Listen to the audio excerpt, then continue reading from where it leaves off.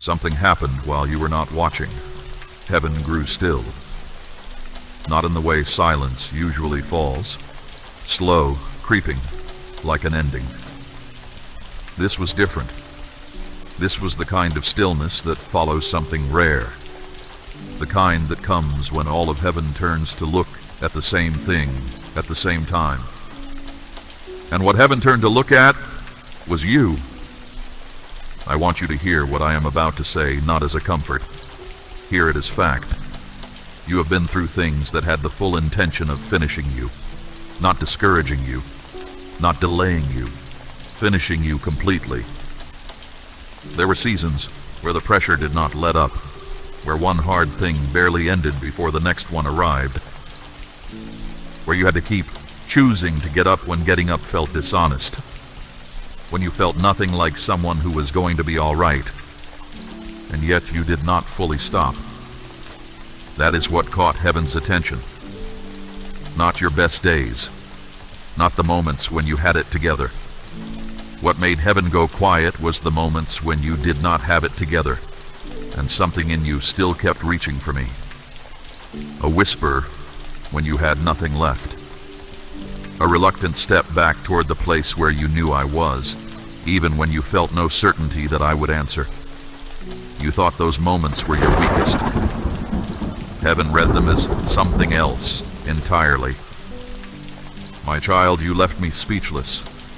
I want you to sit with that. Not because you performed well, not because your record was clean, but because inside the place where pressure breaks, most people, the hidden place that nobody else sees. You held something that should have buckled. You bent. I watched you bend. There were moments where I could see exactly how close you were to letting go entirely. But there was a thread you kept holding. Not tightly, sometimes barely, but you held it. That thread was not stubbornness. It was not willpower. I put it there. What I plant does not uproot easily. Even when the ground shook, the root held. That is not something you manufactured. That is something I placed in the deepest part of who you are. And the weight of everything this season threw at you proved it is real. Now I need you to understand what I am not saying. I am not saying the hard things were good. I am not standing over what you suffered and calling it a gift. Pain is not a prize. Loss is not a reward. What came against you was real, and it was heavy. I know how heavy it was. I was there for every hour of it, not watching from a distance, but present in the very room where you sat alone and wondered how much longer you could keep going. I did not look away. I have never looked away from you. There is something I need you to hold before anything else is said. I was not unmoved by what you walked through. I did not observe it the way you observe something from behind glass, at a safe distance, untouched. I was in it with you. Every night that stretched too long, every morning that arrived without relief, every moment where the silence felt like an answer you were not ready to hear. I was there through all of it. And what I was doing in those moments was not nothing. I was not simply waiting for you to endure your way to the other side. I was holding what you could not hold. I was keeping intact what the pressure was trying to destroy. That work was real, even when you could not feel it happening. And it mattered. What I placed in you was already there long before this season arrived. The pressure did not create it. The pressure revealed it. And what it revealed was something rare enough to make heaven stop and take notice. You kept your integrity when it would have been easier to let it go. You stayed honest when a lie would have been simpler. You remained when remaining was the harder path. And when the ones you trusted let you down, you did not harden the way hurt usually hardens a person. You stayed open. You stayed willing. That is not nothing. Those are not small things. To the eye, they look like nothing. To heaven they carry enormous weight. There are people who look confident from the outside and are hollow on the inside. There are people who seem strong in public and crumble when no one is watching.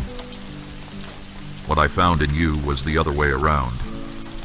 In the open, you were often uncertain. You doubted. You worried.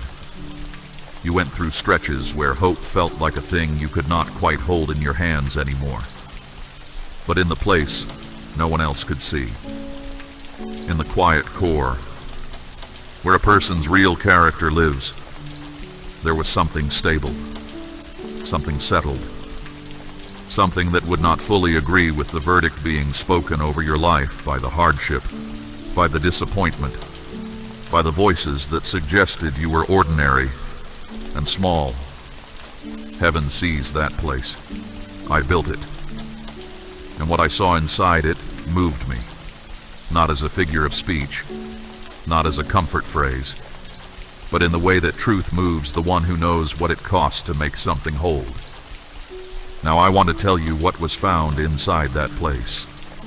I want to name it clearly. I want you to hear it plainly, without the filter of doubt softening it before it can reach you.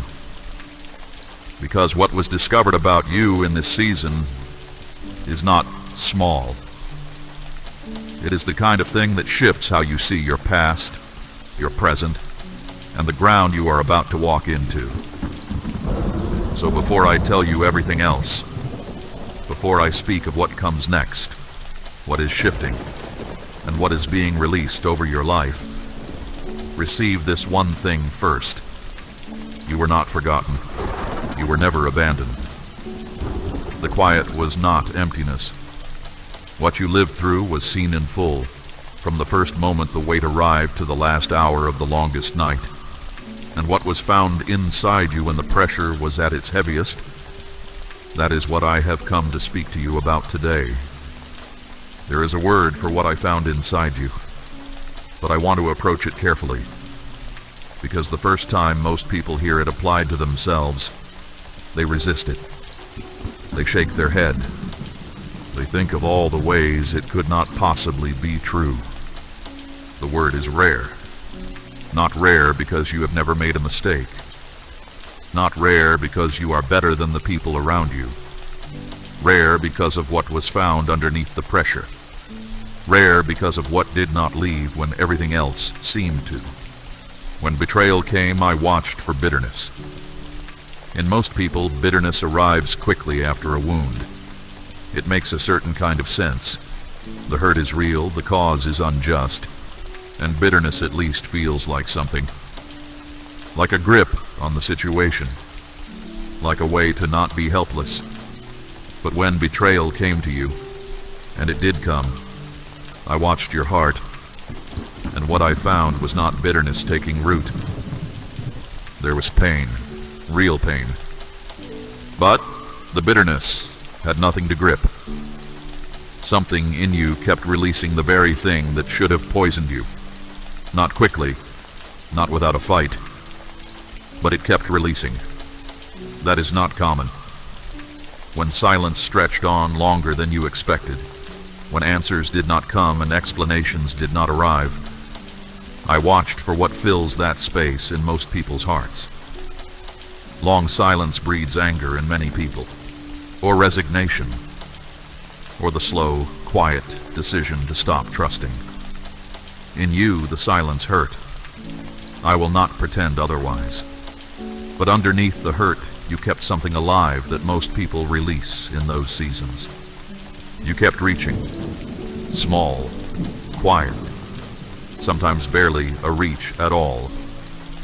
But you did not go fully silent on me. You kept the line open even when you heard nothing back. That is the kind of faith that counts, not the faith that praises loudly when things are good. The faith that sits in a dark room and whispers my name anyway, not because it feels anything, but because it refuses to let go completely. I found loyalty in you, where others left. Not the kind of loyalty that is easy to maintain when things are going well. The kind that holds when holding costs something. I found patience in places where frustration would have been completely understandable. You were not patient because it was easy. You were patient because something in you chose it, even when everything else pushed against it. I found kindness still operating in you after you had been treated without kindness. You still chose to be gentle when you had every right to harden. You did not perform that softness for people to observe. I watched it in your private choices, in how you treated others when no one was grading you, in the decisions you made when the only witness was yourself and me. That is the real measure of a person, not what they do on display, what they do when they are alone and tired and the easier wrong is available. And I found something else, something even harder to hold on to after the kind of pain you walked through. I found that your ability to feel with other people did not close down. After being hurt yourself, there would have been no shame in pulling back, in protecting yourself, in deciding that you had enough to carry without taking on the weight of others. But that is not what happened. You remained open. You still felt the weight of other people's struggles, even when you were under your own. You still made room. You still showed up. That is an uncommon thing in a person who has been through what you have been through. That combination, loyalty under pressure, faith that holds through long silence, compassion that survives personal pain, does not occur automatically. I have watched people go through tremendous weight and come out closed, armored, unreachable, hardened in the way that something becomes when the life is pressed out of it. What you came out with was different. You came out with something I can only describe as depth. Depth does not announce itself. It does not ask for recognition. It does not even always know it is there, but it shows up when it is needed. It shows in how you handle things that are too heavy for a shallow person to carry. It shows in the choices you make when no one is watching and the easier wrong is right in front of you. It shows in the way you enter a room, even now, even after everything, still carrying something that has not been used up. You have depth, my child. It was built through things that cost you, through seasons that asked more than you felt you had, through moments where the only way through was through. And what was built in those moments is real. It is not a feeling or an impression. It is something solid. It has already been tested under conditions designed to destroy it, and it held. You thought those seasons meant something was wrong with you. You measured yourself against people who seemed further along, people who looked like they were moving forward while you felt stuck. But that comparison was never a fair one. Their path was not your path. Their timeline was not your timeline. And what was being built in you during that time was something that does not get built while you are moving fast. It gets built in the slow places, in the still places, in the places where there is nothing to do but hold on. You held on. And what was found in you because of it is something heaven has not been quiet about. Most people will never know what was found, but you were drawn to this moment for a reason, and that reason is this. Heaven has something to say to you that has been held long enough. Declare your Amen if you have faith. The attacks you experienced were not random. I need you to understand this clearly, because many people look at the hardship they have faced and conclude one of two things. Either that they are unlucky, or that somehow they deserved it. Neither is what happened with you. The attacks that came against you were specific, targeted. That is not something to take lightly. You do not deploy targeted pressure against something ordinary. You do not spend focused energy trying to undo something that poses no threat. The enemy studied you before he moved, and what he studied alarmed him. He saw what I placed inside you. He could not create it. He could not take it. but he could try to get you to walk away from it voluntarily. He could not erase your calling, but if he could get you to disbelieve it, if he could get you to look at yourself and conclude that you were ordinary, unimportant, too broken to matter, then what I placed in you would sit dormant, not destroyed, but inactive, unused. And that was his aim. So the attack did not come as something obvious. It came quietly. It came as a consistent suggestion. The suggestion took many forms. You are behind. You are not like others. You have missed too much. The things that hurt you have marked you permanently. You will always be at this same level. No one who really sees you stays. These were not idle thoughts. They were placed with purpose. The enemy does not waste effort on targets that do not matter to him. The very consistency of the pressure is itself a signal. It tells you something about what was at stake. There were times when you believed the lies. I will not pretend otherwise. There were seasons when you looked at yourself and what you saw was mostly the damage. When you measured yourself against others and came away feeling small. When the whisper that said you had been passed over felt more real than anything I had told you. You almost settled into that conclusion. You almost signed your name to the sentence that said you were finished. But you could not fully commit to it. Every time you moved close to accepting the worst as permanent, something would resist. Not loudly. Sometimes just a flicker. A reluctance. An unwillingness to completely let go of the possibility that the story was not over.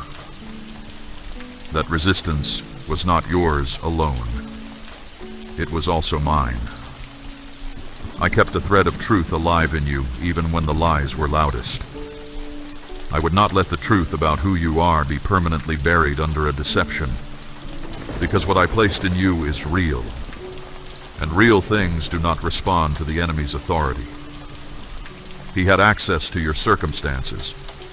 He never had access to your core. So the lies came in through the side doors. He used comparison, placing people in your view who seemed further along, more confident, more established.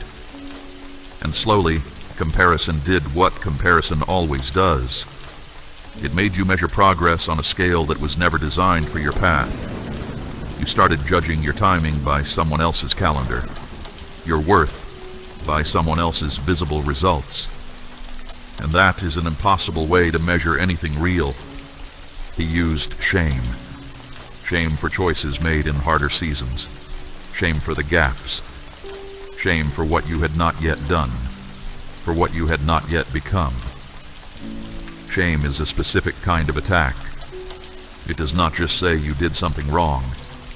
It says you are something wrong. There is a difference. Conviction points to a specific thing and invites correction. Shame points to your whole person and invites you to disappear. That was the aim, to make you pull back, to make you feel that the best thing you could do for everyone was to make yourself smaller. But what I put in, you cannot be taken away. Not by the weight of your history. Not by the mistakes that live in your past. Not by the disappointment that came through people who should have been safe. Not by the seasons that lasted longer than you could have anticipated. None of those things hold the authority to unmake what I spoke into being in you. The enemy tried every entrance. He found your doubt and used it. He found your longing for approval and turned it against you. He found the places where you were most sensitive and pressed there. But what I have written in you is not written in something that pressure can reach. He could bend you toward the lie.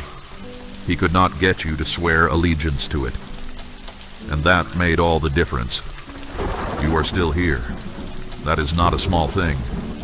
Every time the attack came and you did not stay completely gone, every time you came back, even reluctantly, even exhausted, even unsure, the enemy's plan failed.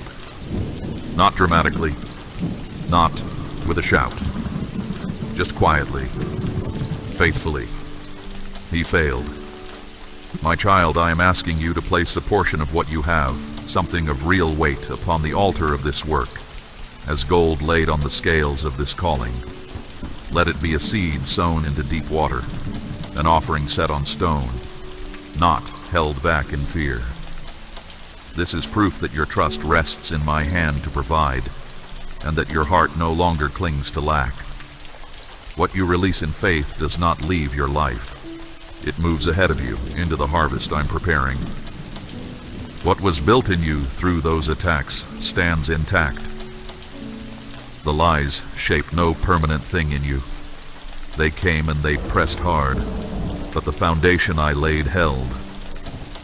The truth lived beneath everything that was piled on top of it. And because it is still there, undestroyed, uncancelled, it is now free to rise. I need you to understand something that might have caused you pain at the time. The truth I am telling you now, I have known it the whole time. It was never hidden from me. And there were moments, seasons even, when you cried out and asked me to show you who you were, to confirm your worth, to tell you plainly what was happening and why and where it was all going. And I stayed quiet. I want to explain that silence to you now, because you deserve the explanation. Revelation does not travel well to a heart that is not yet ready to carry it. That is not a criticism of you. It is a matter of structure. If I had spoken this truth to you too early, before the shaping, before the stretching, before you had learned to distinguish between approval from people and direction from me, it would not have helped you. It would have worked against you.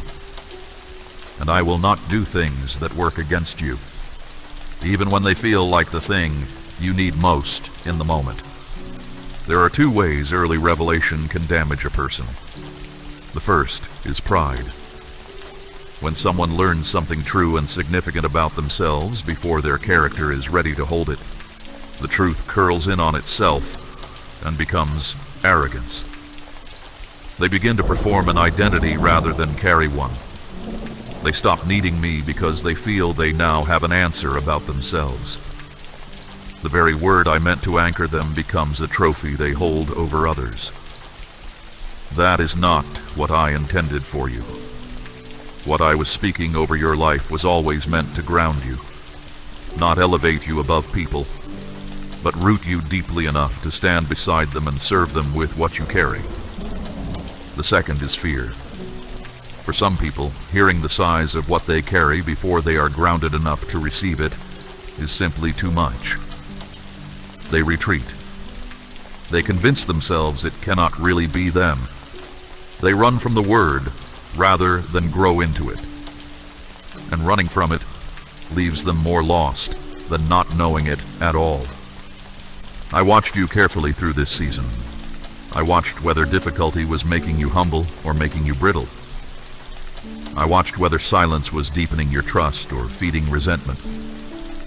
I watched the quiet work that was happening in you below the surface where no one else could see, where no one was applauding or even aware that anything was being built.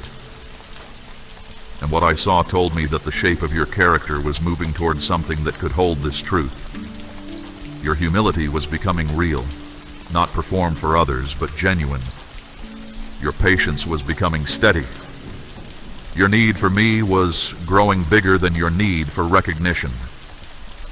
Those shifts matter enormously, because a person who needs me more than they need attention can carry revelation without it distorting them.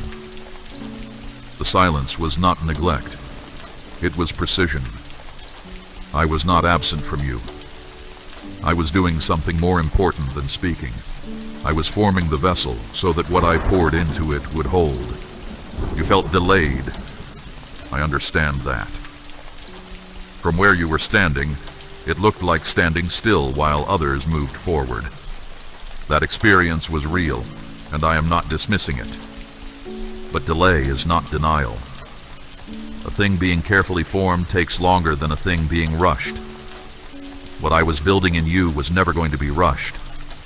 The depth I placed in you requires time. You cannot fast-forward roots. You cannot skip the invisible work and arrive at visible fruit with anything real beneath it. The process had to be honored.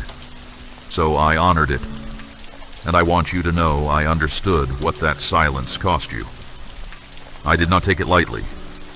The silence also kept you safe in a way you could not have recognized at the time. Some things placed in the light too early are consumed before they are strong enough to hold their ground. Some flames lit in the wrong season are put out before they can grow into fire. I was not withholding something good from you. I was protecting something good from being exposed before it was ready to hold up under what would come against it. The seasons that felt like nothing was happening, those were not empty. Things were happening in you during those seasons that could not have happened any other way. When there were no outward signs of movement, there was inward work.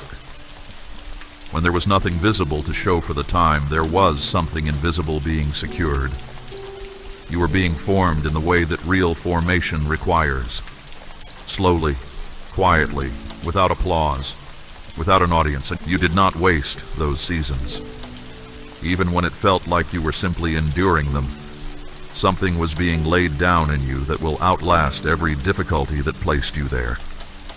Now the form is ready. The character can carry what the calling requires. The humility is in place to hold the truth without it becoming distortion. The depth is there to receive revelation without it becoming pride. And that is why I am speaking now. Not sooner, not later. Now. The timing was never cruelty. It was care. Your worth was never in question. It was settled before you ever had to prove anything. What I was waiting for was the right moment to hand something into hands that were ready to hold it. And those hands are now ready. There is something I want to add that I do not want to pass over. The silence was never about your performance. It was never a withholding based on whether you had done enough or believed strongly enough. Your worth was never the variable. It was settled before you ever had to prove anything to me. What I was holding back was not a verdict on your value. It was a timing decision about what you were ready to receive. And now you are ready. You are not the same person you were at the beginning of this road. You have learned things that cannot be learned any other way. And what I am placing in your hands now will not be wasted on what you have become. I want to bring you back to something simple and say it clearly enough that it reaches the place where the doubt lives. You are not who the hardest things tried to make you. That sentence is not inspirational language. It is a statement of fact. The hardship that came against you had a specific intention: to define you, to narrow what you believed about yourself down to the size of the worst things that happened to you, to let failure become your name, to let rejection stamp an identity on you that would follow you quietly into every new beginning and whisper that you would get the same result again. That did not succeed. Not because you are stronger than everyone else. Not because you did everything right. It did not succeed because what I wrote into you is not written in something that hardship can reach. I did not plant your identity in your circumstances. I did not rest it on your performance. I did not build it on the opinions of people who looked at you and saw less than what was really there. I placed who you are at a depth that the surface of life cannot touch. And because of that, the repeated attempts to write over it did not take. The rejections did not stick at the level where your real identity lives. The failures added to your experience, but they could not add to your definition. The seasons when you felt invisible did not erase the truth of what you carry. The comparisons that made you feel behind did not change the path I designed specifically for you. You were never behind your purpose. You were always on the path I set for you. Your path does not run on the same timeline as other people's paths. It never has. Measuring your progress by someone else's markers has never been the right measure for your life. I know that is easy to say, but I need you to feel the weight of it, because the habit of comparison has cost you more than you realize. Other people are not ahead of you. They are on their own path, carrying what I assigned to them. When you look at where someone else is and compare it to where you are comparing two things that were never designed to be compared. Your path is yours alone. The shape of it, the timing of it, the pace of it, these were decided with you specifically in mind, not as an afterthought, not as a compromise, as a design. And what you are called to carry is significant. I do not say that to make you proud. I say it so that you stop treating yourself like something smaller than you are. There is a habit you have developed of making yourself small before anyone else can do it.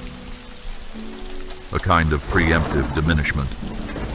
If you make yourself small first, the thinking goes, it hurts less when others agree. But that habit has cost you. It has kept you from walking into things with the authority and steadiness that rightly belongs to you. What I placed in you is not fragile. It does not need to be protected by smallness. It does not need you to hide it so that it will not be targeted. It can withstand being seen. It can hold up under scrutiny. It can be expressed openly without falling apart. You are allowed to know who you are. You are allowed to walk in the reality of it. Not loudly, not in a way that announces itself or demands recognition, but steadily, with the quiet certainty of someone who has settled the question of their own worth. Not because circumstances confirmed it, but because I said it. Here is something else I want you to receive. The things that felt like they were working against you did not diminish what you carry. They confirmed it. A person carrying nothing is not worth targeting. What came against you told you something about what was ahead, that there is something real at the end of this road worth protecting. You made it through the attempts to define you by your worst seasons. You are here, on the other side of the pressure, and what you carried is intact. That is not a coincidence. That is what happens when what is inside a person cannot be reached by what is outside them. What I put in you cannot be taken away. Let that settle. Let it go down into the parts of you that still half believe the old things. Let it reach further than the surface. You are not who the hardest things tried to make you. You are who I say you are. And what I say about you has not changed. Declare, I receive this today if your heart is open. I also need to address the way you speak about yourself, because what comes out of your mouth about who you are matters more than you have been giving it credit for. There is a pattern that happens when someone has been through a long season of pressure. They start to agree with the language of the season. They say things like, I am so far behind. I am not sure I am cut out for this. I have never been good at trusting. I am always the one who gets left. These words feel honest because they feel like what the evidence shows. But they are not describing the truth of who you are. They are describing the story the hardest seasons tried to write over you. Stop using those words. Not because the feelings are not real. The feelings are real. But feelings are not definitions. What you experienced is real. But experience is not identity. You are not required to narrate your life using the language of the worst things that happened in it. Start speaking differently about yourself, not with grand declarations you do not yet believe, just with corrections. When the old language comes, and it will come, interrupt it. Say quietly, that is not who I am. Heaven has said something different, and let what I have spoken today be the counterword. You are rare. You are faithful. You held when holding cost you something. Those are the words that match what was found in you. Those are the words I am speaking over your life today. And what I speak does not return empty. There is a shift underway, and I want to prepare you for it. What was built in secret is not going to stay hidden forever. That is not how I work. I do not build things in the dark to leave them there permanently. The hidden season had a purpose, and it has served that purpose. But what was formed in you during the quiet time was not formed to remain quiet. It was formed to be expressed, to go to work, to do what it was designed to do. I want to be careful about what I mean when I say a season of visibility is coming, because this phrase can be misunderstood, and I do not want you chasing the wrong thing. I am not promising fame. I am not guaranteeing that the world will take notice of you in any particular public way. That kind of visibility is not what I am speaking about here. What I mean is something simpler and more significant than that. The things you carry, the depth, the steadiness, the compassion, the quiet authority that was formed in you through pressure, these things are going to be needed. They are going to be called upon. Situations are going to arise around you that require exactly what was built in you through the hardest seasons. People are going to come into your life who are in the kind of darkness you yourself once lived through. And because you went through it honestly, without bypassing it, without performing your way to the other side, you will have something real to offer them. That is the visibility I am speaking about. You will be placed where what you carry is needed. And what you give in those moments will not be advice from a safe distance. It will be the weight of someone who has actually been there, and who came through still holding something that held. That kind of presence changes things in ways that performance never could. It is the difference between someone who has studied a map and someone who has walked the road. People can tell the difference. They feel it when someone speaks from a place of real experience. And what you have to give comes from that place. Now let me address something that may happen as this shift comes. As things begin to change, as doors begin to open, as you find yourself in more visible places, the old voice of comparison may return.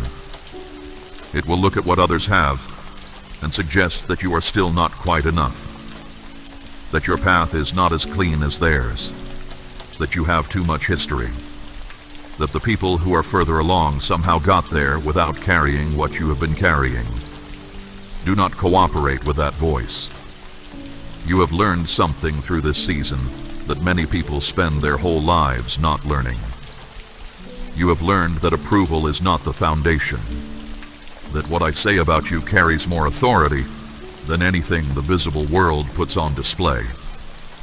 Walk into this new season with that settled, not with your guard up, not striving to maintain it, just settled. The way a person walks into a room when they know they belong there, not announcing it, not defending it, just at ease in it. What was built in silence will speak in the open. What was formed in hiddenness will be expressed in the light. And it will carry authority precisely because it was not manufactured. It was forged. It was tested before it was released. That is why it will hold up under pressure, because it already has. Go forward without competing. Go forward without performing. Go forward the way I shaped you to go, with depth, with steadiness, with the kind of quiet confidence that comes from knowing who you are not, because the world confirmed it, but because I said it. There is something I want to place before you as this season turns. I want you to understand the weight of what is shifting. This is not a small change in direction. This is the ground moving under the whole of your life. The things I planted in the quiet years are ready. The roots that formed in the dark are ready to feed something that will stand in the open. Do not minimize what is coming. Do not shrink back from it because the scale of it feels unfamiliar. You were built for what is coming. The shaping was intentional. The stretching was specific. The things I allowed were not random. They were the precise conditions needed to form what you now carry. And what you now carry is exactly what the next season requires. So go, with steadiness, with depth, with the quiet authority of someone who has been through the fire and discovered that what I placed in them did not burn. Say yes, if you are ready to walk forward. I also want to say something about what you will find on the other side of this shift that you may not be expecting. You will find that the things you thought disqualified you are exactly the things that make you credible. The places where you struggled are the places where you will be most trusted to speak. The seasons where you felt most invisible are the seasons that will give your words the most weight. This is not the way the world works. The world values the polished and the presented. But I work differently. I use what the world overlooks. I place weight in what the world passes by. And the person who stood in the quiet places and did not quit, that is the person I trust to carry what needs to go further. You are entering a season where what you have been carries more authority than what you have performed. Let that register. Let it settle into the way you see yourself and what you bring. The hidden season has done its work. What was formed is ready. And the one who formed it says, go. I want to close by bringing you back to where I started. Because it matters, and I do not want you to move past it too quickly. You left me speechless, not in a theatrical way, not as a phrase chosen to make you feel good. I mean something very specific by it. When I look at the whole of what you walked through, not the best parts, not the easy stretches, but the full weight of the hardest seasons, the long silences, the moments when everything around you said to stop, and I look at what did not leave you, what held in the center of all of that. I am moved by it in a way that words do not capture cleanly. You are stronger than you have allowed yourself to believe, not stronger in the sense of being unmoved. You were moved. I watched it. You were shaken, pressed, worn down, confused, hurt by things and people that should have been safe.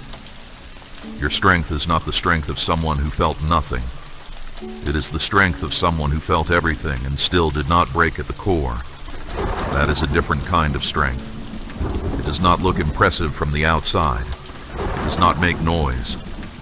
But when the pressure is real, and the cost is high, and the easy exit is right there in front of you, this is the strength that stays.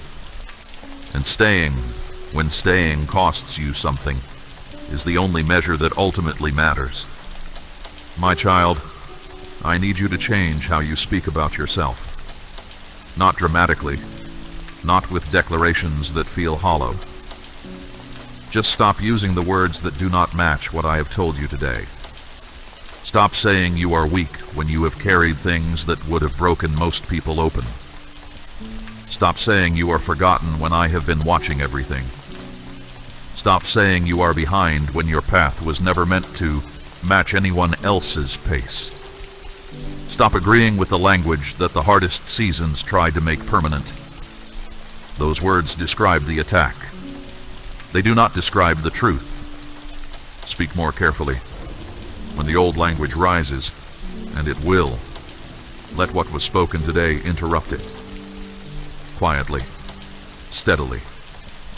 That is not who I am. Heaven has spoken something different over me. Let the correction be simple and firm. Let it be a settled decision. You are not behind. You are on the path I set for you. You are not forgotten. I have had my eye on you through everything. You are not too broken. What broke the surface did not reach what I anchored at the center. And you are not ordinary. What was found inside you when the pressure was at its worst is the kind of thing that makes heaven stop and take notice. Hear this clearly. This message is for you. Not for someone who has it together more than you do. Not for someone who has believed longer or struggled less. This is for you, the person who is here, in this moment, carrying exactly what you are carrying, with exactly the history you have. I am not speaking to a polished version of you. I am speaking to the real one. And the real one is exactly who I am saying all of this about. The quiet is over. What was formed in the hidden places is ready to move into the open. What was built in you belongs to the next chapter of your life. Carry it with the steadiness that was forged in you. Carry it with the humility that the long seasons produced. Carry it with the quiet confidence of someone who knows they did not make it through alone, and knows they will not be alone in what comes next. Before you go, I want you to take a moment, right now, wherever you are, and let what just happened settle in you.